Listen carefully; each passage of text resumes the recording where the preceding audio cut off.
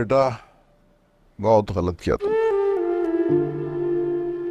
इतनी बड़ी गलती कि अब मेरी समझ में नहीं आ रहा कि इसका उजाला कैसे किया जाए। बेटा, क्यों छुपाई तुमने हमसे ये बात? है क्या तुम्हें अपने बाप और भाई पे जरा सा भी एतबार नहीं था? कम से कम हमें बताती तो सही। फिर देखती है कैसे मैं और मेरा बेटा हम दोनों मिलकर तुम्हारे इस बोझ को अपने कंधों पर उठा लेते। मैंने आप लोगों को बताना चाहा था अब्बू,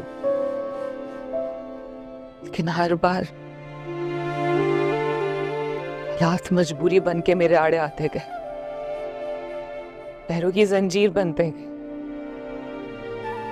अम्मी की बीमारी ने हमें इस कदर खौफज़दा और परेशान कर रखा था कि मैं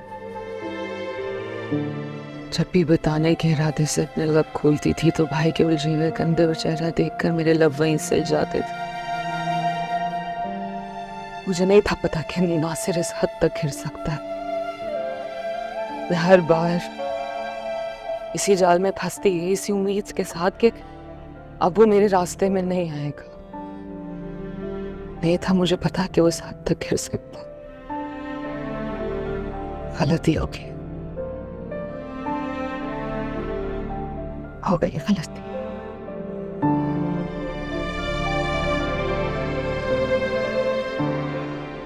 लेकिन फाइज को तो मेरा एतबार करना चाहिए था। क्या मेरी मोहब्बत का इतना भी हक नहीं था कि वो एक बार, सिर्फ एक बार मेरी बात सुन लेता? हाँ, मैं जाके बात करता हूँ उससे। वो मेरी बात का यकीन करे या ना करे, मैं एक एक बात बताऊंगा उसको, याद रख। और रह गया नासिर, उस बदबख्त को तो मैं अंदर करवा दूंगा, पर्चा कटवाऊंगा उसके खिलाफ। जिस तरह मेरी बेटी को आंसू दिए उसने, तुम्हारे इस एक एक आंसू का हिसाब लूंगा उससे। तुम देखती जाना। आपको कहीं जाने की जरूरत नहीं है अब्बू।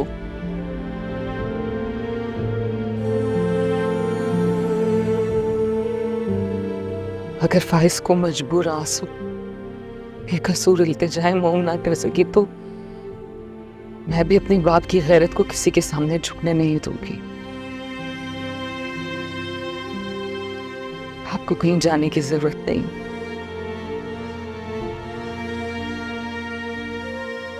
मैं नहीं चाहती कि इस हालत में मेरी इज्जत पर मजीद कोई आंच आए।